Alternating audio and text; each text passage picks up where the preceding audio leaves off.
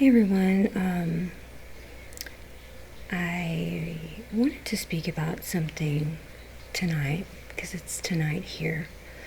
And it has to do with the history of South Africa and the false information and just the twisted view of the world about the history and about apartheid.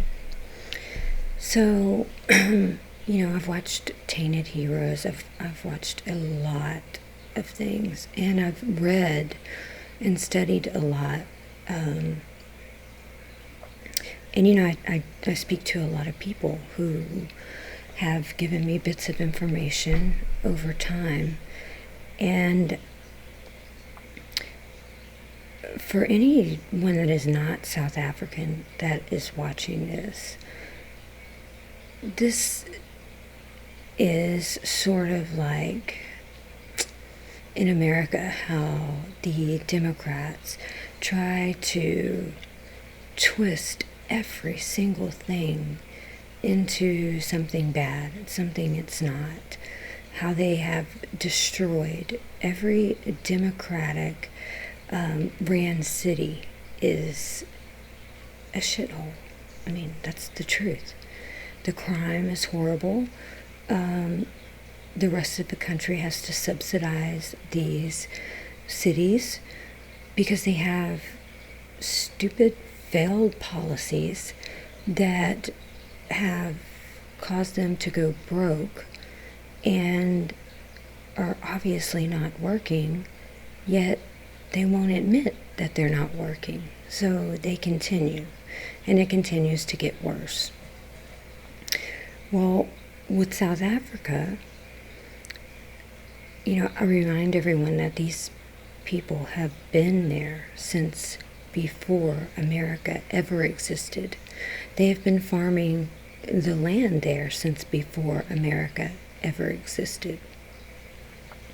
When they arrived at the Cape in 1652, it was an uninhabited land. There were Khoisan people sparsely, and that was it. I mean, they built an amazing country from ground zero, from nothing. So I just wanted to talk a little bit about this and maybe give people some information that they did not know.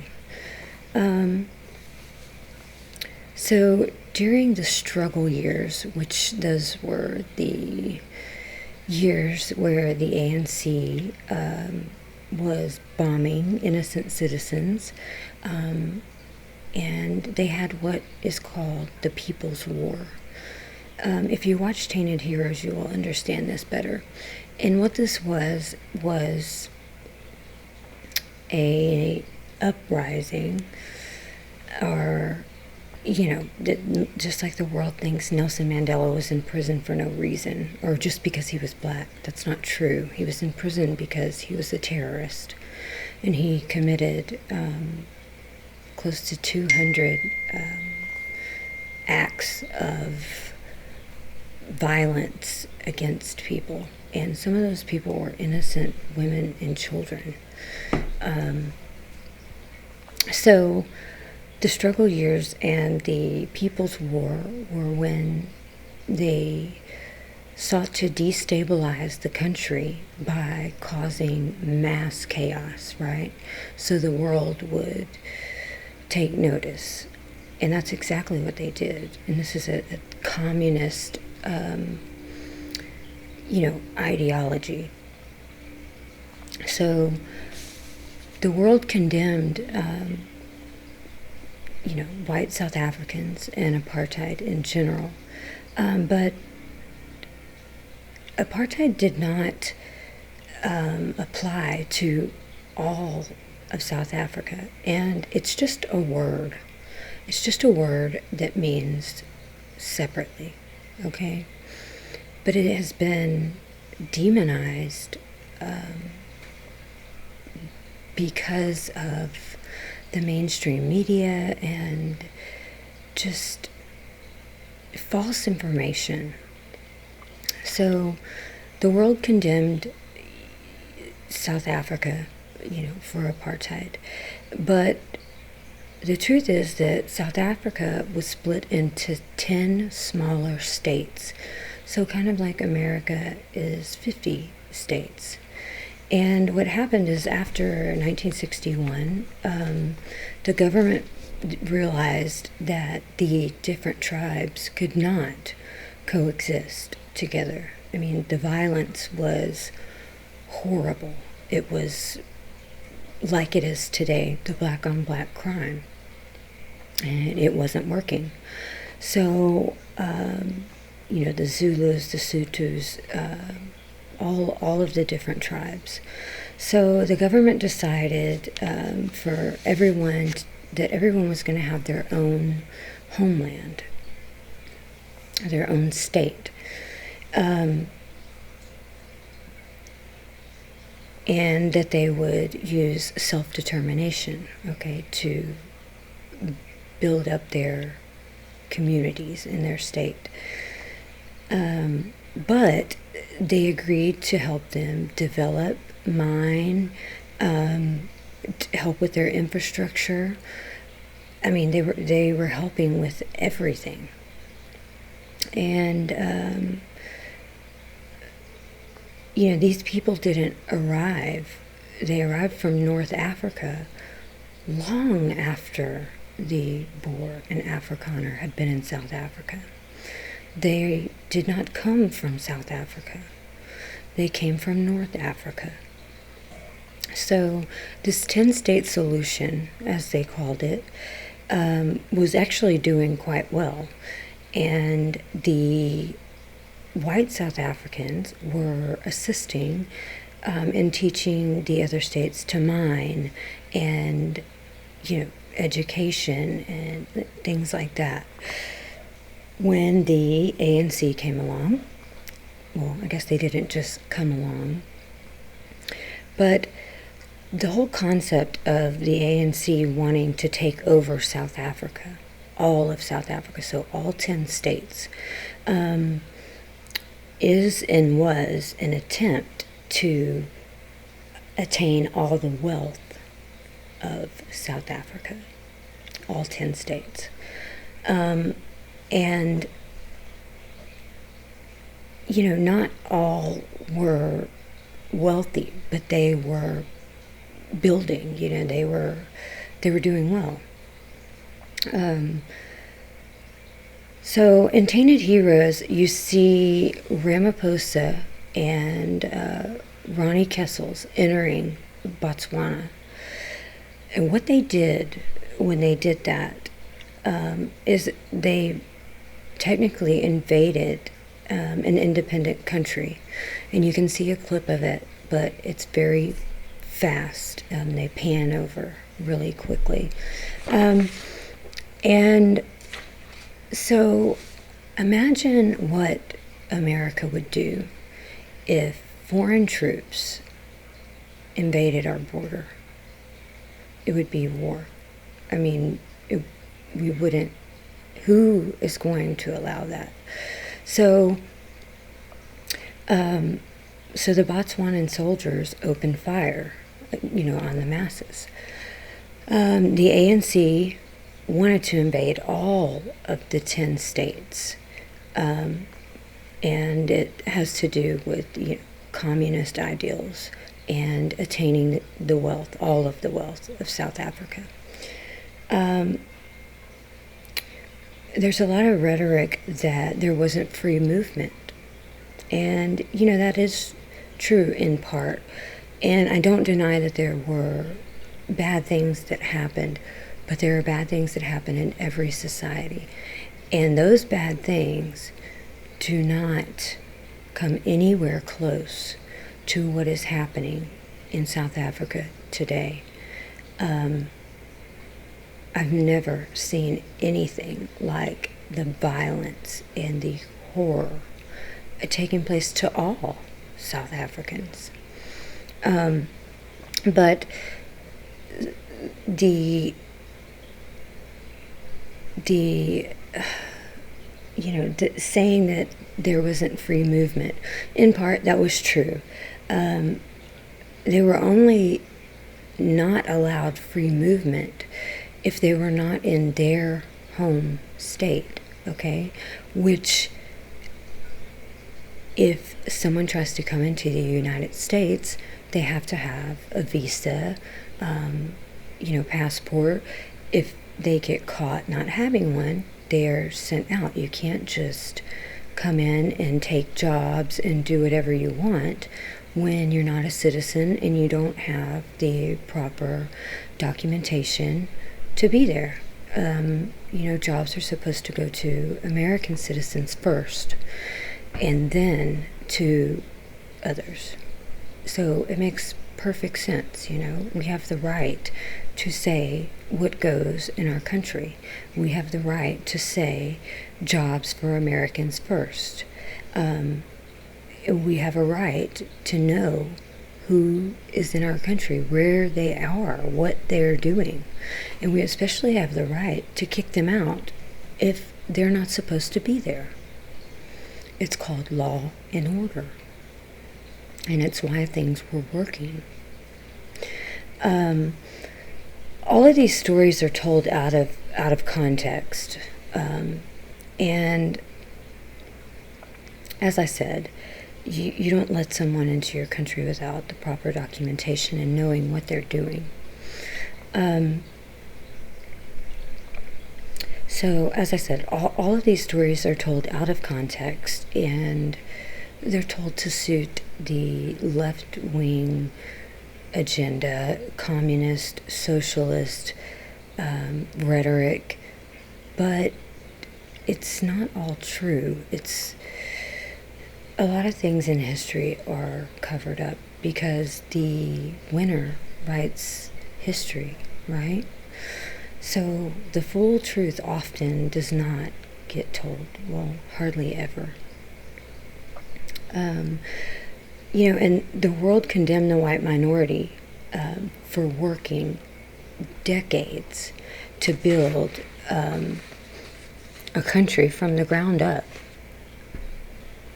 From ground zero. And it's kind of crazy when you think about it in these terms. It was crazy for me to think about it in these terms. So they had the 10-state solution, and everybody had their own homeland. But the white minority were expected to just hand over their wealth because others had less, because they developed faster. That's kind of crazy if you think about it. Okay, so you want them to just hand over everything that they have put their blood, sweat, and tears, after they've already given away all of this land to the tribes,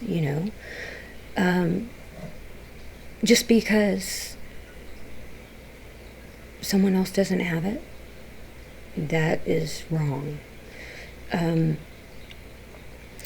What would you do if someone walked up to your home and said, hey, I don't have a house like this, so you're going to have to leave because this is my house now, because I like it and I want it and I don't have it? It sounds pretty crazy, right? That's because it is. So they had the right to self-determination, and everyone ruling their own territory with help from their neighbors, including the Boer Afrikaner. And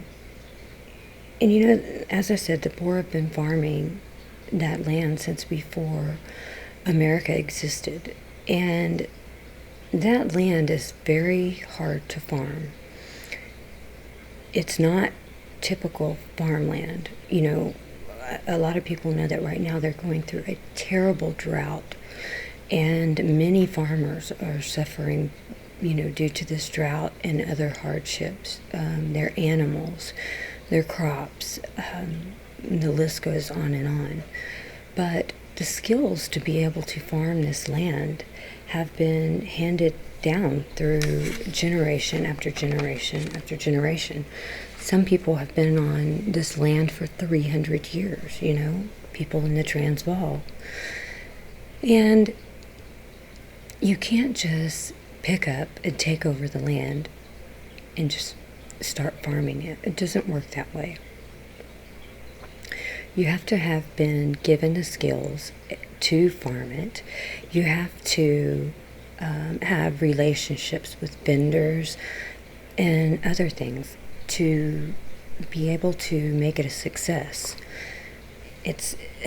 They make it sound so simple. We're going to take the land and we're going to give it to these people. First of all, they're not going to give it to anyone. It will be state-owned land if they do take it. No one will ever own it but the state. They may rent it. They may be allowed to live on it, but they will never own it.